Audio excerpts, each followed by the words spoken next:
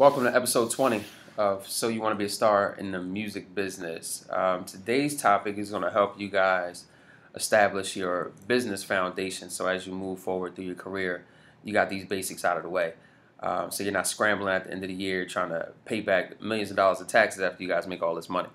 So today we're going to discuss naming yourself as a solo artist or naming your band or group. We're going to talk about setting up trademark, just briefly, setting up or incorporating yourself or incorporating your band as a business, and then setting up, I guess, the right or appropriate bank account for what your needs are. So as far as the first topic, in choosing your name as a solo artist or a band is extremely important. That's going to establish yourself as a brand. And the way things are going now, you want to make sure you have to think more than just performing on stage. So you want to think, is my name marketable in terms of being in a commercial? Would a car company want to use my name? Would a movie? Just any situation where you might be tied in by corporations. You just really got to think about that name.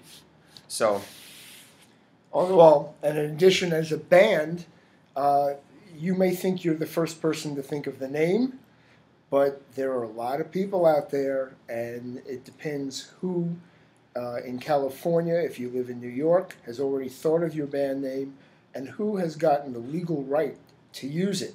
So once you come up with the name you like, then it's a matter of going on Google, checking yourself out all over the place, make sure that it isn't already being used, and then to make it legal after that, trademark. There you go.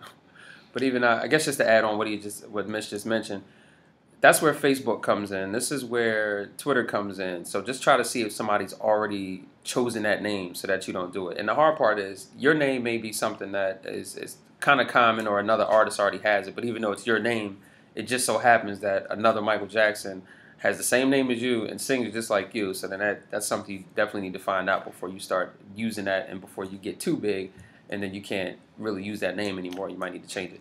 And as an example, a true story. Back in the 1990s, there was a group named Furious George. This has been documented in newspapers, and certainly Variety, and I think Rolling Stone magazine as well. Furious George loved their name. Of course, it's a play off of the children's book Curious George. The problem is the people at Curious George didn't find it funny. But Furious George, when they were not doing well, nobody cared. And they went around, and all of a sudden, there was interest. They were starting to sell CDs on their own. They were starting to get some notoriety. And Curious George sued them. Because they had not done the legal protection they should have, Curious George won. So here they are, as their career's starting to take off, and no record label can sign them because there's a lawsuit against them, and ultimately they lose, and they had to change all of their branding. Everybody who already knew who they were, everything had to change. That's the lesson. Wow. So hopefully that made sense. Some of you guys may not be old enough to remember Curious George. But definitely look that up. It's still out there. Cartoons are on television. That's still. True. They do bring this old stuff back. Oh. So assuming you got the right name, everything's working out for yourself or your group or your band. The next step, a trademark is ideal. It's not absolutely necessary right at this stage, but I mean, better safe than sorry. But I guess more important is incorporating yourself or your group as a business. So that's when you talk to your accountant and see what makes sense in terms of setting yourself up as an LLC, an S Corp, or the different types of options for setting up a business.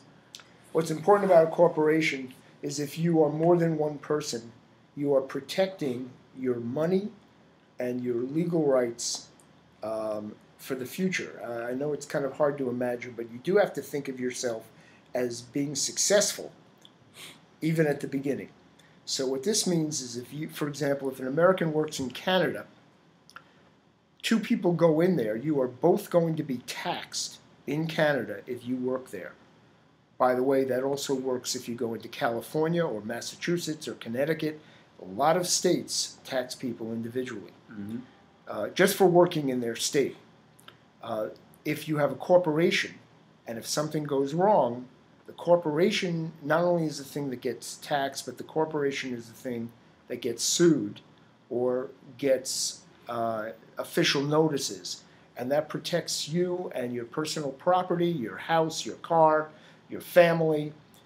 It just means you are an entity in addition to being a personal human being. Mm-hmm. And that's very important. And on top of that, just in briefly mentioning the trademark, the reason we're saying that it's more because you're assuming you're a aspiring artist and money's not rolling in yet. These things do cost money, so you want to have these things in the back of your mind in terms of the cost of incorporation or the cost of a trademark, and also the length of time. So you do want to try your best to really knock the stuff out early, because a trademark could take 6 months to finally pass through. Your corporation should be a little bit. And you may not faster. get it because there may be somebody in Australia who actually has the name you want. So you're going to spend all this money after you've done your basic Google research carefully, so that you don't waste your legal money to find out that you could have found out that the name was already being used. So have your backup names. Speaking of that, the name number 2 and 3, because I got a phone call say, somebody has this name and it kind of sounds just like yours. So we need some other options. And this is already after waiting for 2 months. So you want to make sure you have a backup name too before you start doing everything with that first name that you chose. And as we've said in previous video classes, you need money to be a star. If you make money later, first you spend money. That's right. Lawyers and accountants are not there just to steal your money. That's a joke. But they are there to help you, and they charge money. It's that simple. But spending this money, make sure you don't lose it later on. And you made all this money, but now you owe millions of it in taxes, and you can't write off anything. And this is basically, so don't think about it as spending this money. So this is investing in your future. Just like if you were to open a storefront, you got to spend some money in the beginning, but you'll get it back. So assuming you guys are going to make this happen, the next step is a bank account. So after you've already gotten your tax ID, you need to figure out, because instead of putting everything in your personal bank account now, you need to have a business bank account. This is going to allow you to do some accounting, to do some write-offs, and pay your taxes. And that's more important. I know Mitch, you wanted to discuss I just can't tell you. Wait till you get surprised. Anyway, there are many types of banks. Just very quickly, this is we're not going to go into the detail. Credit unions, if you can find one and if you are eligible to join, they give you the best interest rate. Their fees are lower, if none at all. They treat you better. There are less branches and less ATMs. That's the thing you're giving up. But it's such a difference. You're dealing with humans, and you don't have the business, corporate, commercial thinking that comes with other banks. In addition, the next step is a personal savings bank.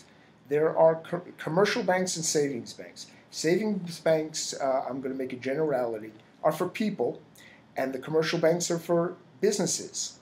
If you're just a band or a solo performer, why spend all the fees at one of these big commercial banks?